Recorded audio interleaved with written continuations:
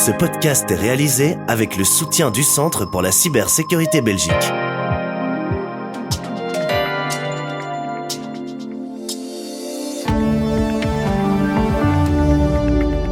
Voici Z sur 7, votre podcast quotidien. Nous sommes aujourd'hui le 12 octobre et votre podcast aujourd'hui est animé par Anne Marchand. Ravi de vous retrouver aujourd'hui dans votre podcast. La réforme des droits d'enregistrement favorise-t-elle les plus riches ? L'intérêt va être plus important pour quelqu'un qui achète une maison à 400 000 euros que si on l'achète à 200 000 euros. Là-dessus, c'est évidemment une décision politique. Les congés sous toutes leurs formes freinent le développement économique belge. Devrions-nous travailler plus ? La productivité du travailleur belge augmente de façon trop lente pour pouvoir soutenir une croissance des salaires. En fin d'épisode, retrouvez l'expert boursier pour décrypter l'inflation américaine, ainsi qu'Hamid Faljaoui qui s'est penché sur l'affaire juridique entre Google et la justice américaine.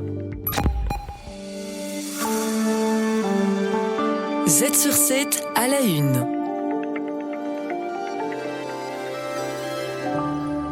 La réduction sur les droits d'enregistrement en Wallonie est-elle destinée à favoriser les plus aisés ? Des experts membres du Conseil de la fiscalité et des finances de Wallonie estiment que la mesure manque d'équité et de cohérence. Cependant, cet avis n'est pas forcément partagé par la Fédération des notaires.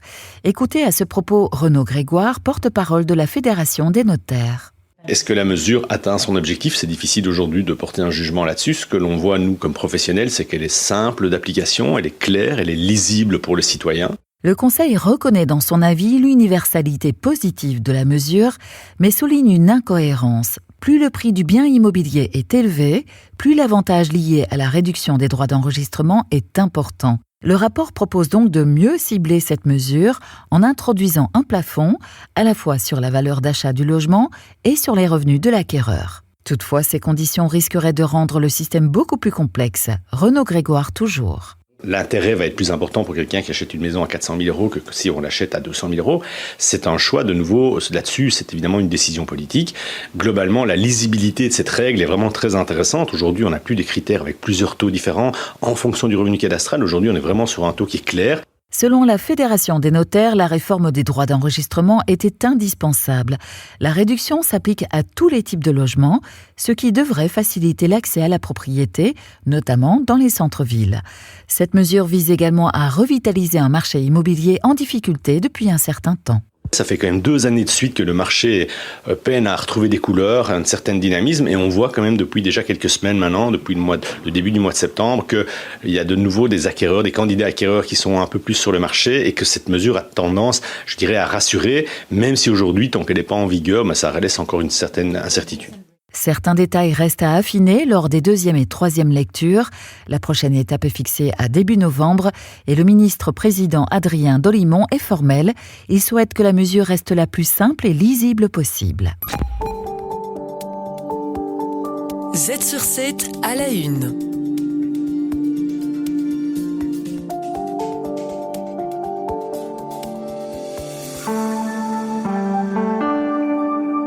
Les congés de maternité, de paternité et le travail à temps partiel font perdre de nombreuses journées de travail à Van Oel, selon Willem van der Lecht, qui ne mâche pas ses mots dans la presse flamande.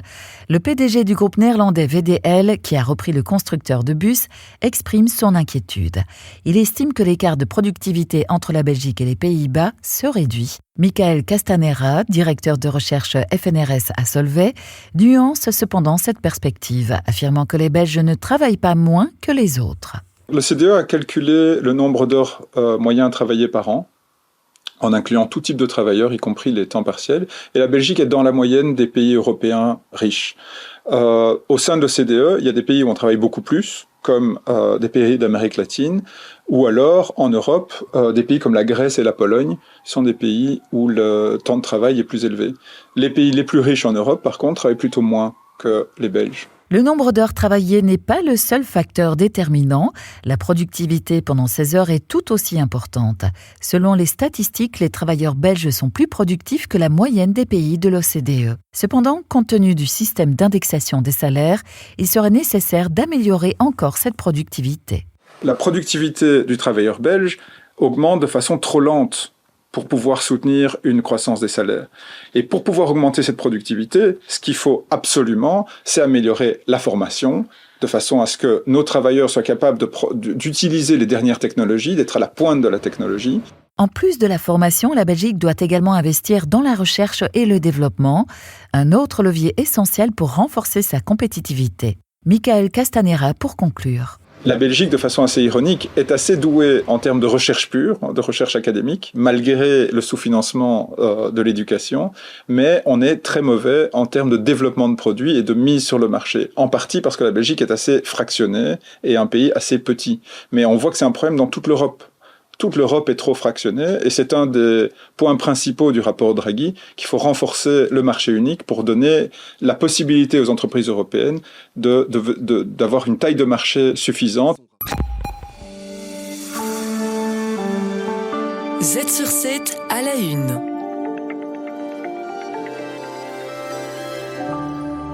La banque MeDirect annonce une réduction des taux d'intérêt sur ses comptes d'épargne. Bien que le taux de base reste stable à 2%, c'est la prime de fidélité pour les dépôts d'1 an qui est affectée, passant de 0,8% à 0,5%. Cette baisse est principalement due à la diminution des taux de la Banque centrale européenne. Bertrand Candelon est professeur en finance internationale à l'UC Louvain. La Banque centrale européenne a entamé une diminution des taux d'intérêt. Pourquoi ? Parce que l'inflation revient en ligne avec son objectif de long terme qui est de 2%. Alors l'inflation est autour de 3, un petit peu moins de 3. Donc la Banque centrale va commencer à baisser les taux d'intérêt pour aussi relancer l'économie. En effet, la semaine prochaine, la Banque centrale européenne, BCE, devrait annoncer une nouvelle baisse de son taux directeur à 3,25%, après l'avoir déjà réduit à 2 reprises depuis juin. MeDirect devient ainsi la 4e petite banque à ajuster ses taux en conséquence, et il est probable que les grandes banques suivent bientôt le même mouvement. Clairement, tout le secteur bancaire va diminuer ses taux parce que la Banque centrale refinance, accepte des dépôts, et donc les conditions à la Banque centrale étant moins favorables, toutes les banques vont baisser les taux. On peut voir sur les marchés à terme déjà que les taux ont un petit peu baissé. En conclusion, bonne ou mauvaise nouvelle pour le consommateur, Bertrand Candelon répond. C'est une bonne nouvelle pour ceux qui empruntent et c'est une mauvaise nouvelle pour ceux qui épargnent. C'est toujours il y a double entrée. Il y en a qui gagnent, il y en a qui perdent. Donc voilà, mais dans l'ensemble, c'est plutôt une bonne nouvelle pour la croissance économique.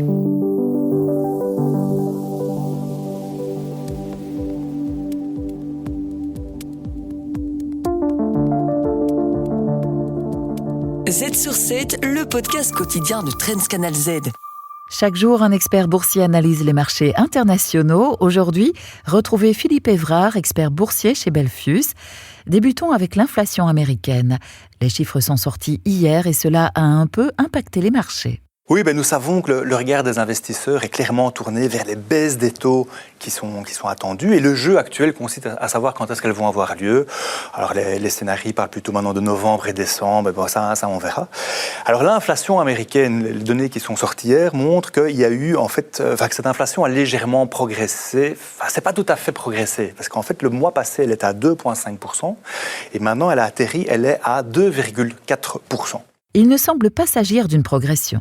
Alors, ça dépend comment vous regardez, parce qu'en fait, les analystes s'attendaient à une inflation à 2,3%, donc en fait, elle est plus haute qu'attendue, mais si on regarde la trajectoire, c'est toujours une tendance de baisse. Et en fait, la Fed, elle est un peu tiraillée entre deux sentiments, donc cette inflation qui est progressivement jugulée, qui amène à avoir une baisse des taux, mais par contre, le marché de l'emploi, qui lui est de plus en plus sous pression, et qui lui nécessiterait justement d'avoir une baisse des taux encore plus importante, histoire de pouvoir doper cette économie. La réponse, le 7 novembre, lors de la prochaine réunion de la Fed.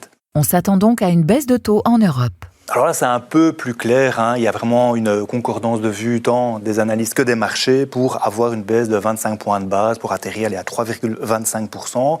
Alors, de temps en temps, il y a des voix un peu discordantes. Donc, typiquement, le gouverneur de la Banque nationale belge, donc Pierre Wunsch, qui a émis quand même certaines réserves en disant que il y a des vents contradictoires. Cette inflation qui n'est pas encore totalement jugulée, mais par contre, une économie européenne qui est vraiment raplapla et qui nécessiterait d'avoir un petit coup de boost via justement une baisse des taux. Le regard d'Hamid. Hamid Faljaoui, directeur de Trends Tendance, épingle le fait économique de la semaine.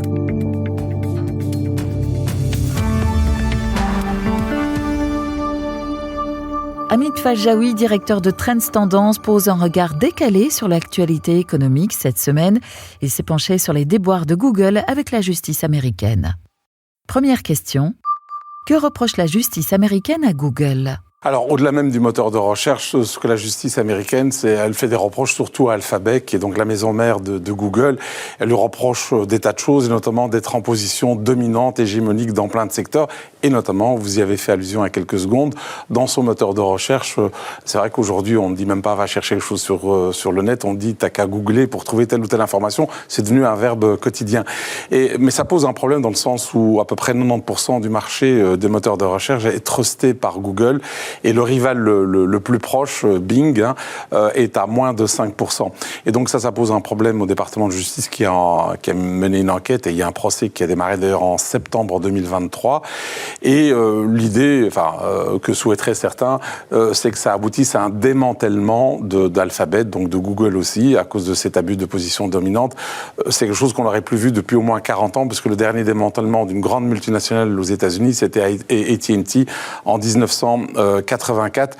Alors effectivement, les enjeux sont très très importants aussi pour Google, puisque le moteur de recherche leur ramène à peu près 220 milliards de dollars par an, à peu près un tiers de la pub digitale mondiale, et c'est à peu près, pour donner une idée à nos téléspectateurs, téléspectatrices, à peu près l'équivalent du PIB de la Grèce. Et bien entendu, Google s'apprête à aller en appel par rapport à une éventuelle décision. Deuxième question.